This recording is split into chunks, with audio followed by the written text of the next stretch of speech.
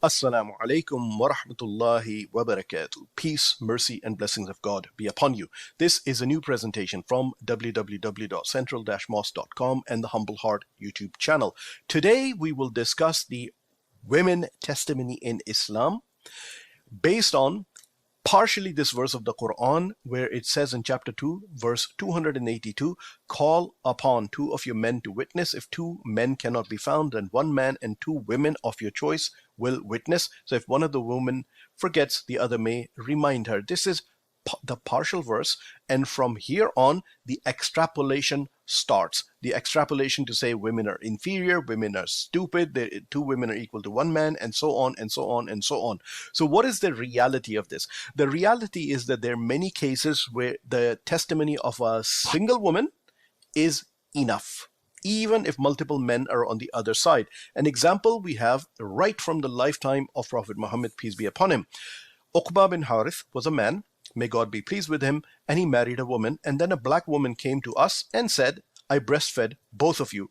I went to Prophet, peace be upon him, and said, I married so and so, the daughter of so and so, and a black woman came to us and said to me, I breastfed both of you, and she is lying. He, Prophet, peace be upon him, turned away from me, so I came to him from the other side and said, she is lying. He, Prophet, peace be upon him, said, how could you keep her as your wife when a woman has said that she breastfed you both? Leave her, i.e. divorce your wife. So in Islam, just to give you a little bit of a background, siblings, brother and sister relationships are established obviously biologically if you're married to either, if you are born out of both or one of the parents. Also from, breastfeeding under the age of 2. So this narration is pretty clear that Uqba says that I married the daughter of so and so, meaning that he must have researched, where this woman came from, and nobody told her that there were foster brothers and sisters, etc. So he came to Prophet, peace be upon him, said, this woman is lying. The Prophet, peace be upon him, took the testimony of this woman, single woman, and told Uqba to divorce his wife because they were foster brothers and sisters, and this thing was conducted based on a misunderstanding. Obviously the hadith, he's trying to use charged language to say it's a black woman and so on and so forth. No, single woman. And some commentaries of this narration say that this woman might have been a slave woman. It was pretty common in Arabia at that time for parents to hire foster mothers to breastfeed their children, etc. So obviously if that's been done to you under the age of 2, you have no knowledge or information or background or understanding of any of that.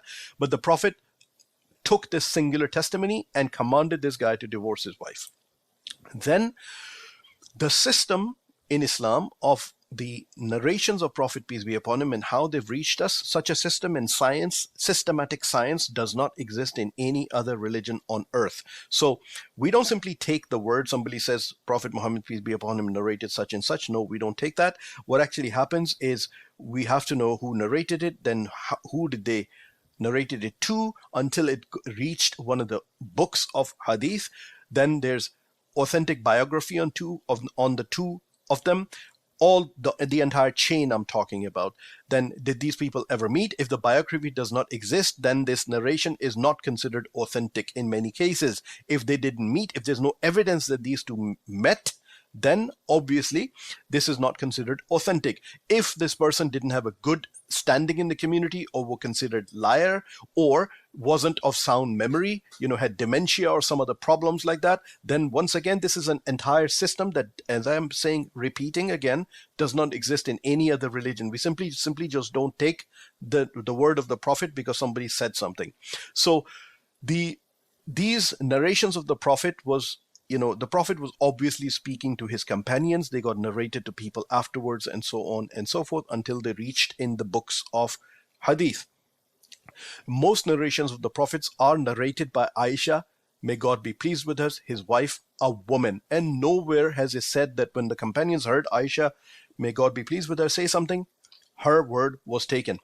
After the Prophet, peace be upon him, was passed away, then the companions of Prophet, peace be upon him, who were also in his company, used to go to Aisha all the time to ask her about the Prophet's narrations, ask her about some issue of jurisprudence, or ask questions, explanation, commentaries of the sayings of Prophet Muhammad, peace be upon him.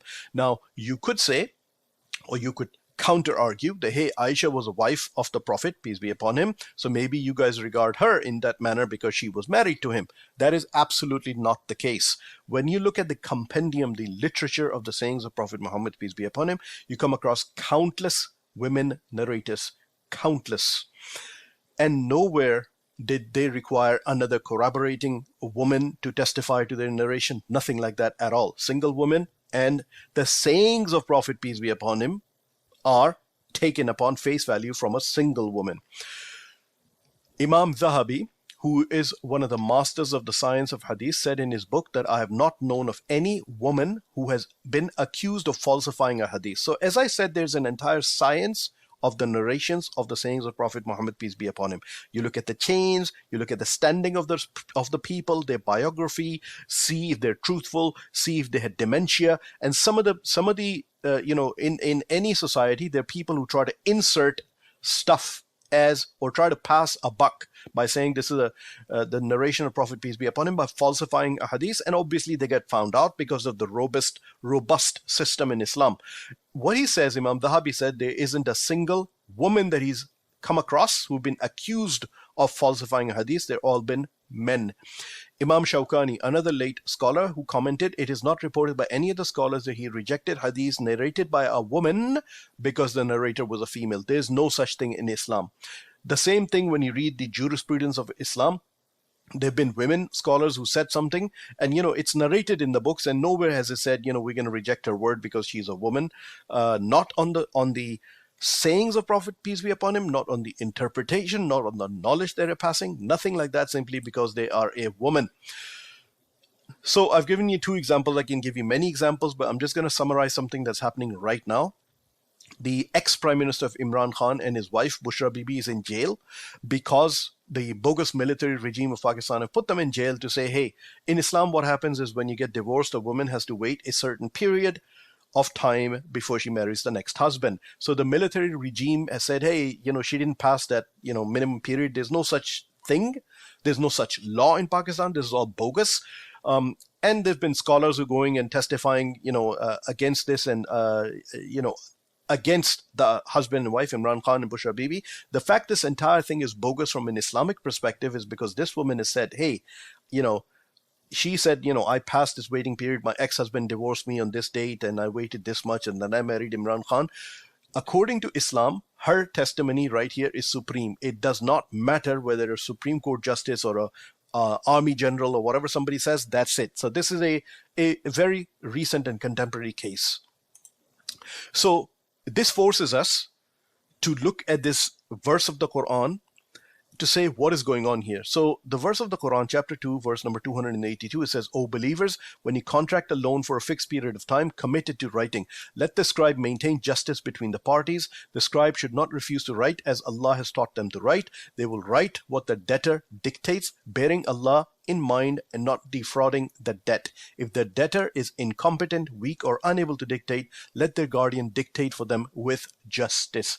Call upon 2 of your men to witness. If 2 men cannot be found, then 1 man and 2 women of your choice will witness. So if one of the women forgets, the other may remind her.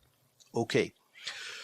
Islam has set gender roles where men are supposed to be to be working, providing financially for their household, women, and so on and so forth, and women are supposed to be homemakers. I make no apology for that. So the Quran is kind of supporting those gender roles to say, hey, it's not the purpose of women because this is a financial transaction. It may end up in a court, in front of a judge, and so on and so forth. And Islam says this is not the role of a woman to go out and testify against or in favor of someone. No. So when you are having a financial transaction, first of all, write it down and then go find 2 men. So if it gets to court or in front of a judge, let the men deal with this hassle and the women don't have to do that. So this is a very, very specific case where this verse of the Quran mentions this particular scenario. Jazakallahu khairan. Assalamu alaikum wa rahmatullahi wa barakatuh.